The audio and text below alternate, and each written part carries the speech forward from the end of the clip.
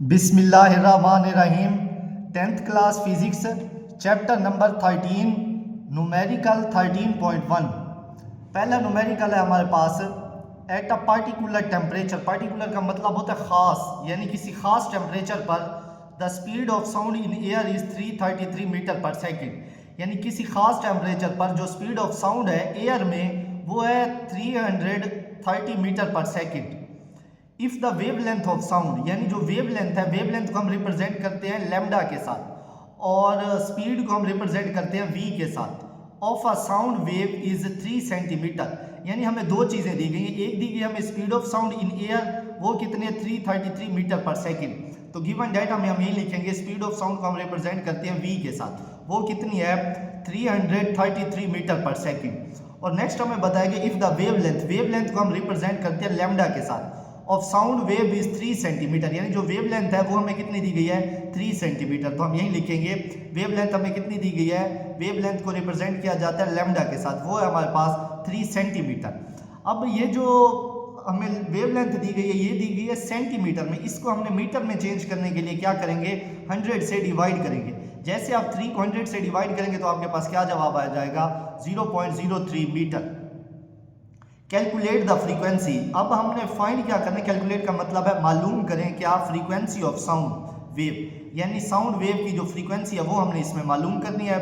Is the frequency in edible range of human air, और वो हमसे ये भी पूछ रहा है, जो आपका आंसर आएगा आपने ये भी बताना है कि वो जो फ्रीक्वेंसी होगी वो एडिबल होगी। एडिबल का मतलब होता है काबिल समात होगी ह्यूमन एयर की। अब जो ह्यूमन एयर जो है, ये जो इंसानी कान है, उसकी जो एडिबल फ्रीक्वेंसी रेंज है वो है 20 हर्ट्ज से 20,000 हर्ट्ज। यानी हमने ये भी बताना है कि ये एडिबल होगी या एडिबल नहीं होगी। अब इसका गिवन डाटा में यही आ जाएगा, यानी स्पीड ऑफ साउंड और वेव लेंथ हमें दी गई है। जो हमने मालूम करना है, हमने मालूम करना है फ्रीक्वेंसी। फ्रीक्वेंसी से मुराद है यानी एफ हमने क्या करना है मालूम करना है, ये आ जाएगा। अब सॉल्यूशन आप लिख के वी नो डैट हमें मालूम है जो v बराबर होता है वो बराबर होता है v is equal to f lambda के। v क्या है, v है speed of sound, f frequency है, लैम्डा को रिप्रेजेंट किया जाता है वेव लेंथ, यानी लैम्डा क्या है, लैम्डा है वेव लेंथ। अब हमें चाहिए क्या, हमें चाहिए f। अब f को मैं क्या करूंगा, f को मैं बाहर ले लूंगा। क्यों बाहर ले लूंगा, क्योंकि हमने फाइंड क्या करना है, f फाइंड करना है, यानी फ्रीक्वेंसी फाइंड करनी है। तो ये फार्मूला किस तरह हो जाएगा, यानी v ओवर लैम्डा आ जाएगा। v की वैल्यू कितनी है, यानी जो हमें स्पीड दी गई थी वो दी गई थी 333 मीटर पर सेकेंड, तो v की जगह पर मैं ये लिख दूंगा। और लैम्डा हमें कितना दिया गया था, लैम्डा हमें दिया गया था 3 सेंटीमीटर। इसको हमने किस में चेंज किया था, मीटर में। जैसे मीटर में चेंज करेंगे तो क्या जवाब आ जाएगा 0.03, ये वाला जो है था इसको हम लैम्डा की जगह पुट कर देंगे। जैसे आप कैलकुलेटर पर डिवाइड करेंगे तो आपके पास ये आंसर आएगा। अब ये आंसर है सिंपल, इसको हम लिखते हैं साइंटिफिक नोटेशन में, ये यानी पावर बना के लिखते हैं। अब फर्ज कर लें ये वैल्यू है, इस वैल्यू को 11 के बाद मैं पॉइंट लगा देता हूँ, यानी इस जगह पे मैं क्या लगा देता हूँ पॉइंट लगा देता हूँ। जैसे पॉइंट लगाऊँ आगे कितने डिजिट हैं 3 डिजिट है, तो मैं पावर लिख सकता हूँ 10 की पावर 3। नेक्स्ट स्टेप में हमने यही किया, यानी 11 के बाद हमने पॉइंट लगा दिया, आगे कितने डिजिट बनते थे 3 डिजिट बनते थे, यानी 1 2 3।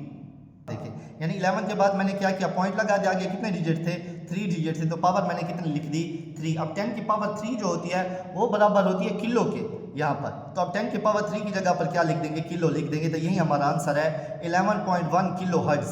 अब साथ आपने ये भी लिखना है, जो हमसे एंड पे स्टेटमेंट पूछी गई थी वो ये पूछी गई थी कि ये जो आपने फ्रीक्वेंसी फाइंड किया ये एडिबल भी है या नहीं है। जो एडिबल फ्रीक्वेंसी रेंज होती है वो होती है 20 हर्ट्ज से 20,000 हर्ट्ज, तो अब उसी के दरमियान ही है ये, तो आप लिख सकते हैं this frequency lies in edible range of human air, यानी ये वाली जो फ्रीक्वेंसी हम क्या कर सकते हैं सुन सकते हैं। नेक्स्ट हम सोल्व करते हैं 13.2 न्यूमेरिकल।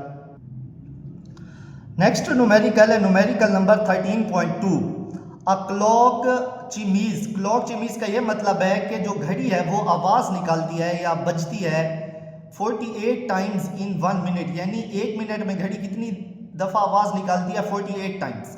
कैलकुलेट द फ्रीक्वेंसी, हमने फाइंड क्या करनी है फ्रीक्वेंसी हमने फाइंड करनी है, एंड पीरियड ऑफ द चिमीज, यानी पीरियड भी टाइम पीरियड भी हमने फाइंड करना है और फ्रीक्वेंसी भी, दो चीज़ें हमने फाइंड करनी है। ये जो वर्ड है ना CHIMES, इसका ये मतलब होता है कि कोई भी जो क्लॉक है वो 1 मिनट में कितनी देर बजती है, यानी घड़ी का बजना जो है वो कहलाता है चिमीज। अब हमने फ्रीक्वेंसी भी फाइंड करनी है और टाइम पीरियड भी फाइंड करना है, तो हम वही लिखेंगे नंबर ऑफ चिमीज कितनी है 48, ये नंबर है ना, ये 48 यानी कितने देर में, 1 मिनट में। तो हम टाइम भी लिख सकते हैं कितना, 1 मिनट। अब 1 मिनट किसके बराबर होता है, 60 सेकंड के। हमने फाइंड क्या करना है, फ्रीक्वेंसी भी फाइंड करनी है और टाइम पीरियड यानी पीरियड भी फाइंड करना है। तो आप टी लिखेंगे यहाँ। दो चीजें हमने फाइंड करनी है, फ्रीक्वेंसी भी और टाइम पीरियड भी। पहले हम मालूम करते हैं इसकी फ्रीक्वेंसी। फ्रीक्वेंसी बराबर है नंबर ऑफ चिमीज ओवर टाइम। अब फ्रीक्वेंसी का जो बेसिक फार्मूला है वो f is equal to n over t, f is equal to 1 over t. N का मतलब होता है नंबर। अब नंबर हमें कितने दिए गए थे, 48 ऊपर हमें नंबर दिए गए, यानी कितने नंबर दिए गए थे, 48। तो इस नंबर ऑफ चिमीज की जगह हम क्या लिख देंगे, 48। टाइम हमें कितना दिया गया था, 1 मिनट। 1 मिनट को हमने किस में चेंज कर दिया था, सेकंड में, कि 1 मिनट में कितने सेकंड होते हैं, 60। आपने क्या करना है, इसमें वैल्यू पुट करनी है। जैसे वैल्यू पुट करेंगे, कैलकुलेटर पर डिवाइड करेंगे तो आपके पास जवाब आ जाएगा 0.8 हर्ट्ज। ये जो हर्ट्ज हमने लिखा है ये फ्रीक्वेंसी का यूनिट है। अब दूसरा जो हमसे पूछा गया था वो पूछा गया था टाइम पीरियड क्या है। टाइम पीरियड का फार्मूला है, नेक्स्ट हमसे पूछा गया कि टाइम पीरियड भी मालूम करना है। टाइम पीरियड का फार्मूला है T is equal to 1 over f. अब T वैसे आ जाएगा, F कितना है, F हमने मालूम किया 0.8 हर्ट्ज। जैसे इसको कैलकुलेटर पर डिवाइड करेंगे ये जवाब आ जाएगा। और साथ आप टाइम का यूनिट भी लिखेंगे, टाइम का क्या यूनिट है, सेकंड। नेक्स्ट हम सोल्व करते हैं 13.3 न्यूमेरिकल। 13.3 न्यूमेरिकल है, a car horn emits a sound with the wavelength of 0.5 metre. यानी एक कार है, कार का जो हॉर्न है वो साउंड इमिट करता है जिस साउंड की वेवलेंथ है 0.5 मीटर। यानी वेवलेंथ हमें कितनी दी गई है, 0.5 मीटर। तो अब लिख लेंगे वेवलेंथ को रिप्रेजेंट किया जाता है लैम्डा के साथ, वो कितनी है, वो है 0.5 मीटर। ये आ जाएगा हमारा डाटा के अंदर। If the speed of sound in year, यानी स्पीड ऑफ साउंड को हम किससे रिप्रेजेंट करते हैं, v के साथ, वो कितनी है, 340 मीटर पर सेकंड। तो हम स्पीड ऑफ साउंड को रिप्रेजेंट करेंगे v के साथ, v है हमारे पास 340 मीटर पर सेकंड। कैलकुलेट द फ्रीक्वेंसी, इसमें भी हमने क्या मालूम करना है, फ्रीक्वेंसी मालूम करना है of sound produced by the car horn. यानी हमने ये मालूम करना है जो कार का हॉर्न है उससे कितनी फ्रीक्वेंसी पैदा हुई है। तो हमने क्या मालूम करना है, यही हम लिख लेंगे, f हमने क्या करना है, फाइंड करना है। अब बिल्कुल वही फार्मूला लगाएंगे जो हमने पहले लगाया। हमें मालूम है v किसके बराबर होता है, v बराबर होता है f लैम्डा के। v क्या है, स्पीड, f फ्रीक्वेंसी है, लैम्डा क्या है, वेवलेंथ। अब हमें चाहिए क्या, f चाहिए, f बाहर आ जाएगा, फार्मूले को हम अरेंज कर लेंगे, ये क्या बन जाएगा, v ओवर लैम्डा। v हमें कितना दिया गया था, v हमें दिया गया था 340, तो v की जगह पर 340 आ जाएगा। और लैम्डा हमें कितना दिया गया था, 0.5 मीटर। जैसे आप कैलकुलेटर पर डिवाइड करेंगे तो आपके पास जवाब आ जाएगा 680 हर्ट्ज। यही इसका आंसर है। नेक्स्ट हम सोल्व करते हैं 13.4 न्यूमेरिकल नंबर 13.4। ये न्यूमेरिकल भी इंतहाई आसान है। अब wave travel with the speed, यानी एक वेव है वो ट्रेवल कर रही है स्पीड ऑफ 500 मीटर पर सेकंड। यानी जो हमें स्पीड दी गई है वो कितनी है, v हम डिनोट करेंगे, कितनी थी, 500 मीटर पर second. And has a wavelength, wavelength को रिप्रेजेंट किया जाता है लैम्डा के साथ। लैम्डा हमें कितना दिया गया है, 2 मीटर। तो आप वहीं लिखेंगे wavelength represented by lambda, lambda is equal to 2 metre. Calculate the time period of if, हमने फाइंड क्या करना है, टाइम पीरियड हमने फाइंड करना है। तो टू फाइंड में क्या आ जाएगा, t आ जाएगा। यानी टाइम पीरियड हमने क्या करना है, फाइंड करना है। इसमें भी हम वही पहले फार्मूला लगाएंगे, v is equal to f lambda. अब हमने t फाइंड करना है, जो t बराबर होता है वो बराबर होता है 1 ओवर f के। अब f नहीं है हमारे पास, तो हम यहाँ से ये फार्मूला लगा के पहले क्या करेंगे, f मालूम करेंगे। जब हम f मालूम कर लेंगे तो इस फार्मूले में हम पुट कर देंगे, हमारा आंसर आ जाएगा। अब हमें मालूम है v किसके बराबर है, v multiply v is equal to f multiply lambda. अब हमें चाहिए क्या, f को हम बाहर ले लेंगे, ये क्या आ जाएगा, v ओवर लैम्डा आ जाएगा। v की जो वैल्यू थी वो हमें कितनी दी गई थी, 500 मीटर पर सेकंड। तो v की जगह पर ये आ जाएगा। और लैम्डा हमें कितना दिया गया था, 2 मीटर। तो लैम्डा की जगह पे क्या आ जाएगा, 2 आएगा। इसको जैसे आप कैलकुलेटर पर डिवाइड करेंगे तो क्या आ जाएगा, 250 हर्ट्ज आ जाएगा। ये जो हर्ट्ज है ये फ्रीक्वेंसी का यूनिट। अब हमने फाइंड क्या करना था, हमने फाइंड करना था टाइम पीरियड। टाइम पीरियड का जो फार्मूला है वो है t is equal to 1 over f। 1 वैसे आ जाएगा, f कितना था, f हमने फाइंड किया है 250। जैसे आप कैलकुलेटर पे डिवाइड करेंगे तो आपके पास आंसर आ जाएगा 0.004 सेकेंड। यही आपका आंसर है। नेक्स्ट हम सोल्व करते हैं 13.5।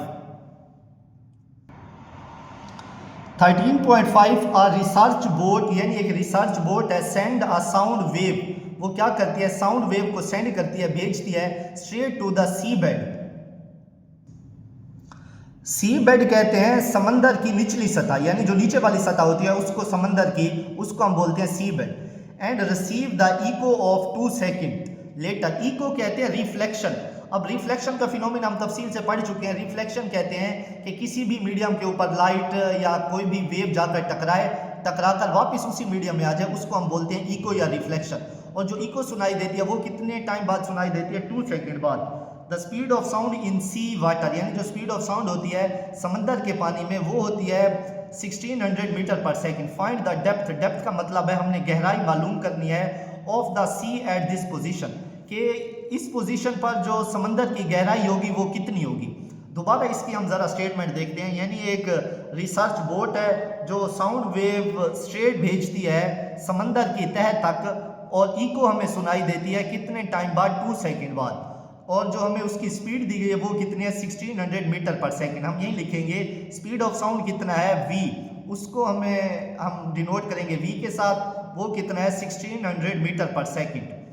और जो हमें टाइम दिया गया था वो कितना दिया गया? 2 सेकेंड दिया गया। और हमने फाइंड क्या करना है? Find the depth. डेप्थ का मतलब है गहराई। गहराई भी तो एक किस्म का फासला ही है, हम फासला ही मालूम करेंगे। फासला को जो डिस्टेंस है उसे रिप्रेजेंट किया जाता है s के साथ। यानी हमने फाइंड क्या करना है? डिस्टेंस या डेप्थ ऑफ द सी हमने ये फाइंड करना है।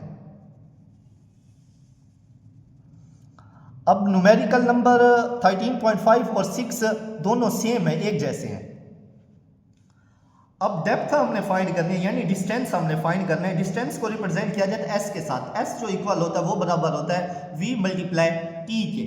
अब v की जो हमें वैल्यू दी गई थी वो दी गई थी 1600 मीटर पर सेकेंड, वो हम लिख देंगे। टाइम हमें कितना दिया गया था? 2 सेकेंड। इन दोनों को हमने क्या करवा दिया? मल्टीप्लाई करवा दिया। ये आ गया 3200 मीटर। अब ये हमने जो उसने हमें कहा था ना फाइंड करके दे डेप्थ। डेप्थ का मतलब है गहराई। मिसाल के तौर पर अब एक कश्ती है, कश्ती समंदर की सतह के ऊपर चल रही है। अब वहाँ से जैसे वेव या कोई भी जो आपने लाइट वेव भेजी है वो जैसे नीचे समंदर की तह से टकराएगी, एक ये डिस्टेंस हो गया कि ऊपर से वेव गई है ज़मीन की सतह तक, टकराई है, टकरा कर फिर वापस आई है। अभी ये 2 डिस्टेंस हो गए। लेकिन उसने हमसे ये कहा कि सिर्फ डेप्थ मालूम करके दें, ये मालूम करके दें कि पानी कितना गहरा होगा। यानी हमने एक ही डेप्थ मालूम करनी है कि ये जो जहाँ पर पानी मौजूद है या जहाँ पर ऊपर वाली सरफेस है पानी की, जहाँ पर कश्ती मौजूद है, वहाँ से लेकर जो समंदर के नीचे वाली सतह यानी सी बेड है वहाँ तक हमने डिस्टेंस फाइंड करना था। अब ये तो हमने टोटल डिस्टेंस फाइंड किया, तो फिर हम क्या करेंगे? Depth of sea will be 1/2 of this distance, यानी इस डिस्टेंस को हम क्या करेंगे? 2 से डिवाइड कर देंगे। तो हम लिखेंगे डेप्थ ऑफ सी किसके बराबर आ जाएगा? s/2 के। जैसे आप इससे डिवाइड करेंगे तो क्या आ जाएगा? 16 मीटर ही आ जाएगा। यही आपका आंसर है। जो लास्ट न्यूमेरिकल है 13.6 वो भी बिल्कुल इसी तरह है। न्यूमेरिकल 13.6 अ पर्सन क्लैप, यानी कोई शख्स है। क्लैप का मतलब होता है ताली बजाना। He's a hand near a mountain, यानी कोई भी शख्स है पहाड़ों के जाके करीब वो क्या करता है? ताली बजाता है। एंड हियर अ इको, उसे क्या सुनाई देती है? इको सुनाई देती है। आफ्टर 6 सेकेंड, कितने देर बाद? 6 सेकेंड बाद। If the speed of sound is 343 metre per second, यानी जो हमें स्पीड ऑफ साउंड है वो कितनी दी गई है? 343 metre per second. What is the distance, इसमें भी हमने क्या फाइंड करना है? डिस्टेंस। पिछले न्यूमेरिकल में वर्ड यूज किया गया डेप्थ। डेप्थ का मतलब होता है गहराई। गहराई भी क्या है? डिस्टेंस ही है। यहाँ पर उसने वाज़ेह तौर पर कह दिया, क्या मालूम करके दे?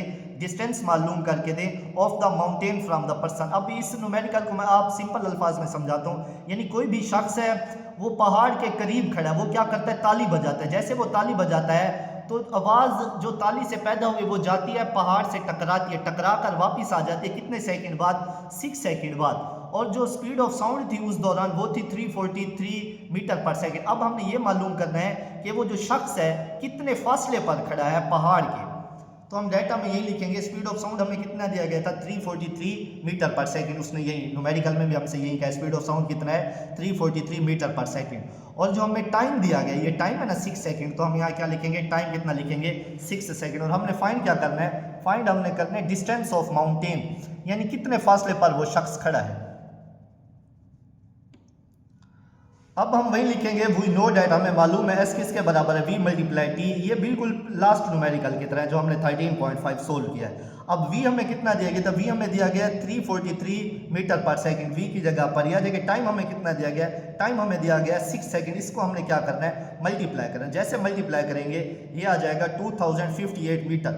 अब ये जो हमने डिस्टेंस फाइंड किया ये है टोटल डिस्टेंस। अब हमने एक डिस्टेंस फाइंड करना है कि जहां पर कोई शख्स खड़ा है पहाड़ के करीब कितने फासले पर खड़ा है वो हमने मालूम करना है। तो हम क्या करेंगे? Distance of mountain from the person will be 1/2 of this distance, यानी ये हमारे पास क्या था, टोटल डिस्टेंस था। इस डिस्टेंस को हम क्या करेंगे, 2 से डिवाइड कर देंगे। डिस्टेंस ऑफ माउंटेन यानी जो शख्स खड़ा है कितने फासले पर खड़ा है पहाड़ से, जैसे आप 2 से डिवाइड करेंगे, ऊपर एस की वैल्यू क्या थी, एस की वैल्यू थी 2058 मीटर और 2 वैसे नीचे, ये एस की जगह पर ये आ जाएगा, 2 वैसे नीचे आ जाएगा। जैसे आप कैलकुलेटर पर डिवाइड करेंगे तो आपके पास जवाब आ जाएगा 1029 मीटर, क्योंकि डिस्टेंस का क्या यूनिट होता है, मीटर, तो हम साथ क्या लिखेंगे, मीटर लिखेंगे। यही इसका आंसर है।